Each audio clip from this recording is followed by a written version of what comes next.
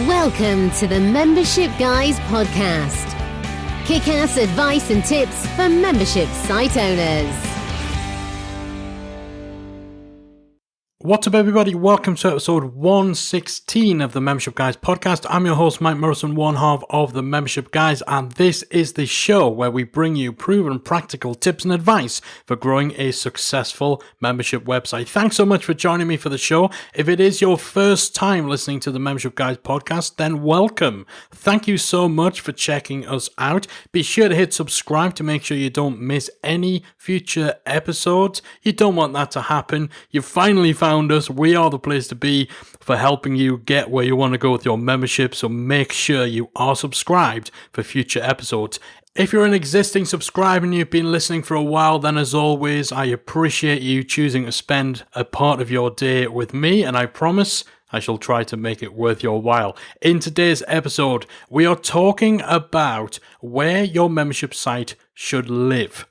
Now, this is a topic that we have previously covered on our blog, but it's a question that we've seen coming up over and over and over again, more and more recently inside our Facebook group, inside Member Site Academy, and so I figured that we should take a little bit of time on the show to address it. Now, when we talk about where your membership site should live, I'm not talking about which hosting company to use or whether you should use shared hosting or a dedicated server. What I'm talking about is whether you should have your membership site hosted as part of your main website, so whether the members area should just be part of the same site that you blog on, etc., or whether it should be on its own separate dedicated site, or alternatively, whether it should be on a subdomain. We're going to talk about those options, and we're going to run through the pros and cons of all those different choices to give you what you need in terms of the intel to help you make a decision for your own membership if it's something you're still struggling with. But before we get to that, I want to remind you that the Membership Guys podcast is brought to you by Member Site Academy, the #1 training community for membership site owners. Not only do Academy members get full access to our training library, that includes in-depth practical courses and workshops, you also get special perks, discounts, and tools, as well as step-by-step guidance through the process of planning, building, and growing your membership with our membership roadmap. And if that wasn't enough, you get to tap into the collective knowledge and experience of not only myself and Callie, but also hundreds and hundreds and hundreds of membership site owners inside our friendly and supportive community, and we've got your back every step of the way. So if you're serious about growing a successful membership website, you need to join Member Site Academy. Head on over to membersiteacademy.com to join today, and I'll see you in the academy. All right, so let's get to it. Where should your membership site live? Should it be on your main site? Should it be on a subdomain? Or should it be on a separate website? Now, when we talk about this, I'm assuming that in addition to your membership website, you also need a website that's open to the public at large for blogging, for company information, for your contact form, for lead generation, and so on. And so the quandary that you're dealing with is whether all of that stuff should be in amongst your membership stuff. Should it all be under one roof, or should they be separated out? So there's three main things that you really need to take into consideration when deciding where your membership should live. There's the technical implications. So how much more complication does it add on the tech front? How much more is there to set up and to manage? And by extension with this, there's also the cost element as well. That kind of goes hand in hand with the tech. The more tech that's involved, the more time and the more money you usually have to throw into it. There's also functionality implications. Whichever choice you make will affect and potentially limit what you can actually do and what options you have for structuring your membership site and making it pair up with your blog and with other stuff you're doing on your main public site. Then the final consideration is branding. So what effect and what implication does one choice over another have in terms of your company brand, in terms of the member experience, and so on? So we're going to talk through the different options in terms of those implications, and I'm going to give you some pros and cons. So let's talk first about having your membership on your main site. So you have your site that has a blog, it's got an about section, maybe there's some other services, contact form, and your membership is threaded in amongst all that stuff. It's all under one roof. Single site, single installation. If you're using WordPress, one version of WordPress, and that's it. Nothing separated. Now, the pros of this is that when you have everything under one roof, it's only one site to manage. You don't have to worry about juggling various different sites. There's only one hosting bill to pay. There's only one place you need to go to check that all of your plugins are up to date and all that sort of stuff. So there's a lot of simplicity that comes from having everything under one roof. And this is great if you are particularly tech averse, or if you've got a lot of other things going on in your life, or maybe even if you've got other websites that you're managing and you want to minimize the additional work that's going to be involved by rolling out your membership. Another big pro is that having everything under one roof and on one site provides a more consistent experience for your user, because if you have your membership on your main site, then it's also going to use the same design, the same theme as your main site does. It's all going to be on the same URL, so it all makes sense to your visitor. There's no disconnect that can sometimes come where somebody clicks on a link to the members area and they're taken off to a different site that maybe has a different logo, perhaps has a different look and feel. And in a lot of cases, you can kind of preface this and you can position it in a way to minimize that disconnect so people know that if they go from site A to site B, that it's all still part of the same business, but you can't always guarantee that that'll be the case. Sometimes there will be people who are a little confused as to whether your members area is actually associated with your main site and your main brand. So that consistency of experience and making sure that there's no disconnect between one site and the other for the user, that's a big pro of having everything under one roof. It's also worth keeping it all under one roof if you're selling other things on your site that someone might need an account for. So let's say that you have an e-commerce aspect to your site, maybe using one of the WordPress e-commerce plugins like WooCommerce, and there's a store, there's products on sale and all of that sort of stuff. Then it makes a lot more sense if somebody can purchase stuff from your store as well as sign up to your membership all using the same account. You know, if you're buying from one company, but you have to go to two separate websites and have two separate accounts for that, then that's not great from a member experience point of view. So if you are selling other things, if there's other reasons or other uses for someone to have an account on your site, then it provides a much better experience. It's just better all round to be able to give someone that single WordPress account, that single user account that they can use to buy stuff from your e-commerce arm, to get into your membership, to comment on your blog, and so on. The same goes if you want to have a free community. So some people like to have a little free forum section on their main site as a way of building community, as a way of essentially ring fencing their audience and generating leads and generating sales. So again, that's going to mean that someone needs to have a user account. And if you're asking people to register for a free community on your main website, but then to register on a completely different website if they choose to join your membership, again, there's a disconnect. Again, it's not great from a user experience point of view. And it's a little bit of a pain for you because you've got two separate user bases. So essentially anything where it would be beneficial for someone to have one account to rule them all. You can kind of tell I've been watching Lord of the Rings recently. Then have it all on the same website rather than making your users register in multiple different places for multiple different things. Another big argument for having it all under one roof is if you plan to have a slightly more advanced membership model that makes use of things like paywalls, where you allow people to perhaps read 3 or 4 blog articles or 3 or 4 tutorials before everything gets locked down and they need to pay.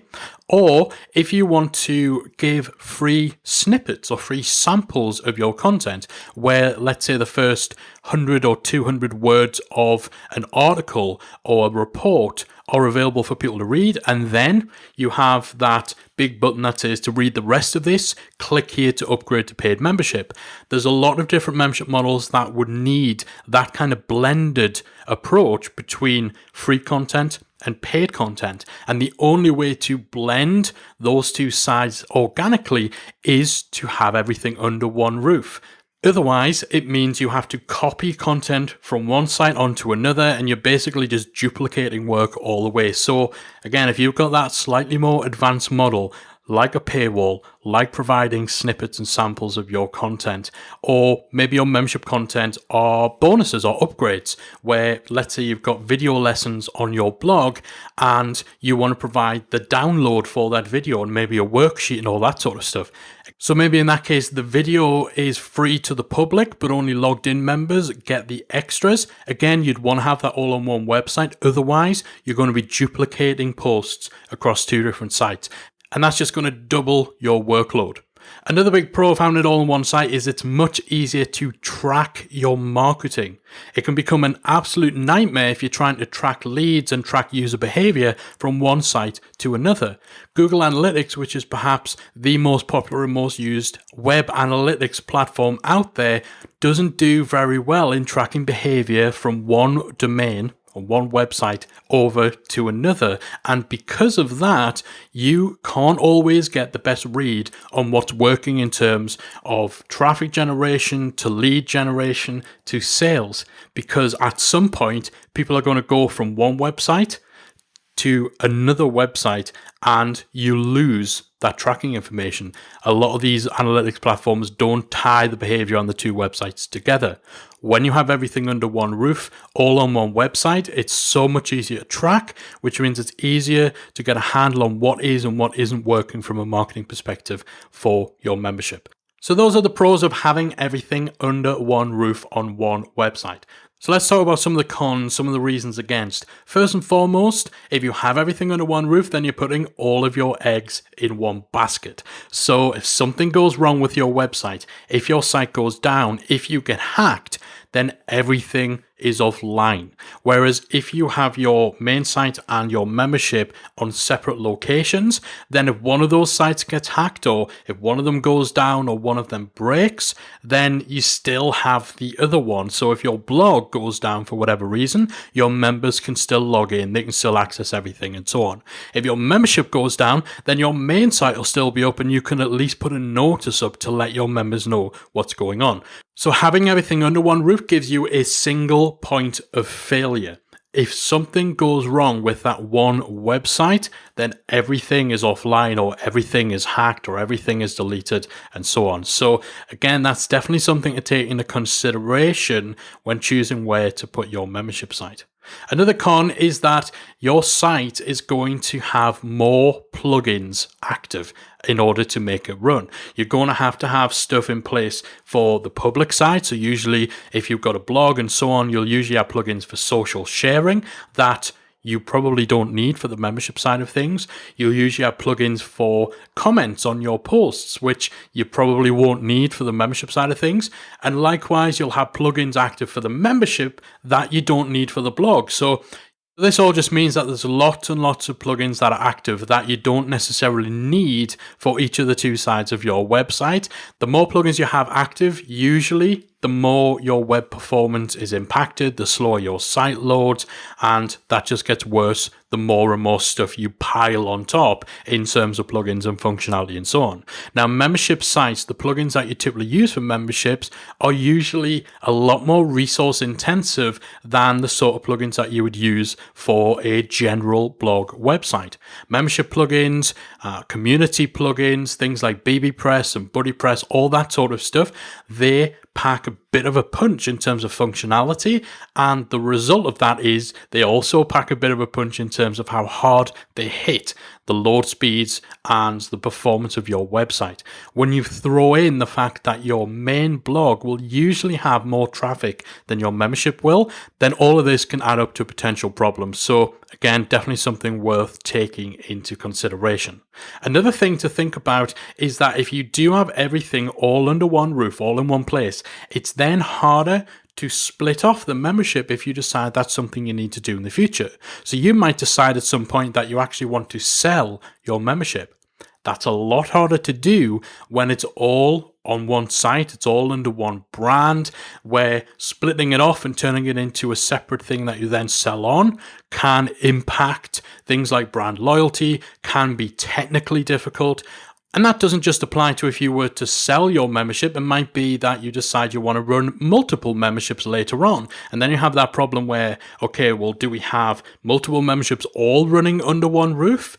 Or do we have membership number 2 running as a separate thing? In which case, does that cause confusion between that and membership number 1? So it just limits your potential long-term options when everything is under one roof. I would definitely say, though, that the main things to consider as cons for this approach are the fact that it gives you that single point of failure and the fact that it means you're putting more of a load on your website, and that's going to affect speed. It's going to affect website performance. So those are the pros and cons of having your membership site all under one roof with your main website, whether that's a blog, a services page, and all that sort of stuff. So let's talk about pros and cons of having it completely separate. So this would be where you buy a completely separate domain name and you set up your membership site on its own website. So that would be a domain name that is just separately branded. It might be things like, you might have abcblog.com and abcmembers.com where it shares that common brand. But essentially they are two different websites that are kept apart in terms of the domain, in terms of the tech, in terms of the hosting and all of that sort of stuff. The big upside to having it separate is that it helps keep your main website uncluttered and also make sure that your membership is only using the plugins, etc., that it needs. You don't have that situation where you've got 10 plugins active for your blog and 10 plugins active for your membership, and they're all under one roof causing problems with site speed, load times, and all that sort of stuff. So keeping the two sites uncluttered and making sure they're only using what they need is definitely a big upside. It usually will lead to faster websites, better experience for you as an admin, for your team, and ultimately for your users too. It also means that you can probably use things like caching on your main site. Now, caching is something that you typically do to speed your website up, and it does that by saving temporary copies of the pages that your visitors actually look at. Now, that's great from a blog point of view, but it can be problematic with memberships, especially where you have different versions of a single page that might show to a member and to a non-member. So quite often you either can't use caching on your membership, or you have to use it in a very limited way that ends up not actually providing any benefit for the membership side of things whatsoever. So the big pro of having things separate is that you can do more work with things like caching in order to speed up your main website. It also separates the risk that comes from having everything in one spot. So we talked about that single point of failure. So having them separate, as we said, means if site 1 gets hacked, at least site 2 is still going to be standing, or it's way less likely that that site's also going to be hacked as well. So separating that risk, again, just means the potential impact of something going wrong on one website is limited to just that site. And while we talked about one of the big pros of having everything under one roof being the fact that it could all be branded consistently and so on, not everyone wants the membership to share the exact same brand as the main website. So if you know that you want to brand these things separately, or if you potentially might want to sell your membership or expand into other products later on, then again, having it on a separate site makes it a lot easier to do that. Overall, the big pro is that your decision making as relates to your membership is done in isolation. You don't have to think, okay, well, I want to do this thing with my membership. I want to install this plugin, or I want to make this switch over to HTTPS. But how will that affect my main site? You don't have to consider the main site when making decisions for your membership, or the membership when making decisions for your main site. And that can greatly uncomplicate things when it comes to your decision making. And it's definitely a big pro of having them separate. There are, of course, cons to having that separate website. First and foremost, you're going to have to buy another domain name. That's usually only going to be $10, $15, $20. But if you're going for high-end premium domains, that could be hundreds or even thousands or even tens of thousands of dollars in getting a separate domain. You're also usually going to have to pay for additional hosting. So unless you're using a VPS or a dedicated server, you're going to have to buy another hosting account or upgrade to a hosting account that allows you to have multiple domains and multiple accounts on it. So again, there's a little bit more on the cost front there. It also means there's two sites to manage. This is usually the main thing that sways people against having them separately. It's two sites to manage, two sets of plugin updates, two hosting accounts to run, two sets of emails, all that sort of stuff. There's double the tech considerations. So while there are certain benefits on the tech front in terms of making decisions easier and making it a little simpler on each site, it still is two websites to think about. And that's definitely a hurdle for some people to get over if they are particularly tech averse. Another con is the potentially inconsistent experience. We talked about it before. Somebody who's on website1.com clicking a link that takes them off to website2.com, that can be a disconnect, especially if it is separately branded, especially if you have the link open up in a new window and it's clearly a different website, and if that user's paying attention to the web address, it's a different web address. That can be a bit of a disconnect, and that can affect buying decisions and so on, and it'll typically mean that you have to work a little bit harder on your sales page or in your marketing materials to make the connection between the two different websites clear. So there's definite pros and cons to having your site completely separate. The third option to talk about is a little bit of a middle ground between the two we've discussed so far, and that is having everything on a subdomain. So a subdomain is essentially the little bit in the web address that goes before the main URL. So normally you'll go to www.yoursite.com. A subdomain would be something like members.yoursite.com, academy.yoursite.com, premium.yoursite.com, and so on and so on. So the big pro there is the consistency. People are still seeing that core part of the URL, and so they know the main site is www.yoursite.com, and academy.yoursite.com is just another section of that same site. That can help avoid the sort of disconnect that we talked about, which can be better for you from a sales and from a marketing perspective. Another big pro is that a subdomain is usually treated as a different site from a hosting perspective. And so those pros of having your site separate that we talked about, keeping things uncluttered, avoiding that single point of failure, separating the risk and all that sort of stuff, you still get that with a subdomain while also maintaining the consistency of using the same URL. It also avoids the need to buy a new domain name because a subdomain is simply spun off your main domain. You don't need to purchase a subdomain. The cons, however, and there are some cons, is that it is then a little more difficult to split it off and to sell the membership later on if that's something you intend to do. And even though it's all under one roof, it's still two websites to control. A subdomain is usually treated as a completely different site from a hosting perspective. Now, most hosting companies include subdomains in hosting accounts, so there's typically no need to then buy another hosting account or to upgrade your account. But from a technical setup point of view, it is still two websites. You'll still need to install WordPress or whatever system you're using twice. You'll still need to install a membership plugin on one, and you won't be able to do things like paywalls and so on your main site. So that's definitely something to take into consideration, but this can certainly be a happy medium if the main concern about having things separate is a branding concern. There is one more option to mention, and that's subfolders. Now, subfolders and subdomains sometimes get confused. A subdomain is the bit that goes before the URL, so members.yoursite.com, academy.yoursite.com. A subfolder comes after the URL. So that would be yoursite.com/members, yoursite.com/academy.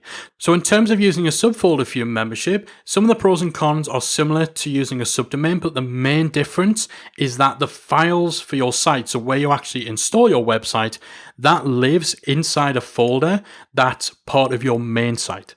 All right. The biggest reason I'd go for a subdomain rather than a subfolder is that a subdomain is more separated, whereas a subfolder could be affected by what's going on in the main site. There's more potential for URL issues. There's more potential for complications with caching, more exposure if your website were to ever be hacked, and all that sort of stuff. So typically, we take subfolders out of the equation completely when deciding where to house your membership site. So those are the pros and cons of the three core options for where your membership site should live: on a main site, on a separate site, or on a subdomain. The most important thing to note with all of this is that there really is no right or wrong answer. As we've hopefully demonstrated in this episode, there are pros and cons to each option, so it's down to you to weigh up the tech implications, the functionality implications, and the branding implications of each of those options and make a decision on what's most important to you. If you know that you absolutely plan to sell your membership further down the road, then having it on a separate domain is going to outweigh the added workload that comes from managing 2 websites. Similarly, if you want to have multiple different products that each have their own brand, kind of like we do with Membersite Academy, Membership Accelerator, Membership Masterclass, and so on, then from a branding perspective, again, it can be a little bit better to have them all separate rather than putting them all under one roof. Or if, again, like us, your main brand doesn't necessarily suit an everything under one roof approach.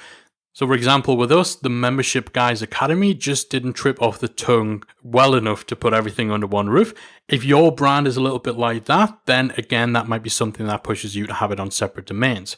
If you know that you want to use paywalls or content snippets, then you know in order to do that, you have to have it on the same site as your main blog and your main content. Likewise, if you're extremely tech averse and you can't face the prospect of managing 2 websites and 2 sets of plugin updates, again, you'll put it all under one roof.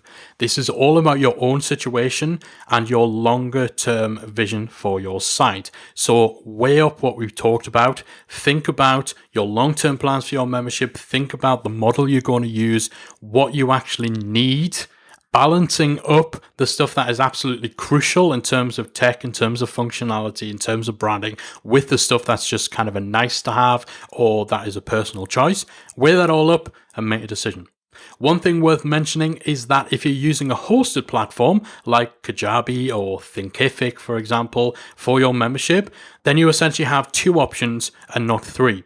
You wouldn't be able to run something like Thinkific on your main website. You would either need to use a separate domain name or a subdomain for this. So again, some of the pros and cons you need to split across those 2 options. Now, subdomains can be trickier to set up for the purpose of using with a site like Thinkific or Kajabi. They can be trickier to set up than using a completely separate dedicated domain name. But in this situation, the main thing that's going to weigh into your decision is on the branding front. That's going to be the main thing you're going to want to think about when it comes to using Kajabi, Thinkific, and whether to go with a subdomain or a separately branded name. So lots of info there. Hopefully this is helping you get some clarity, or at least highlighting some of the things you need to think about. Again, there's no right or wrong answer. It really all comes down to what you need your membership to do, what your situation is, what branding considerations you have in your business. So have a think through some of the pros and cons, have a think about your requirements, and utilize what we talked about in today's show to help you narrow down and make that decision on which option to go with. I really do hope this has proven useful for you guys. If you do have any follow-up questions or if you want to provide any feedback at all, as always, you can join us in our free Facebook group. Go to talkmemberships.com. That'll redirect you to our group. Or in Facebook, just search for Membership Mastermind and we should pop up there. We've got over 5,000 membership site owners in there. And again, as we mentioned, this is a topic that's come up fairly frequently over the past couple of months. So a quick search will find other opinions, other insights into this subject too. And of course, you can just go ahead and post any follow-up questions. Or if you're in the academy, then jump on the conversations in there where we're talking about this very subject. Thanks again for joining me for this week. I hope it's been worth your while, and I'll be back again next week with another episode of the Membership Guys podcast.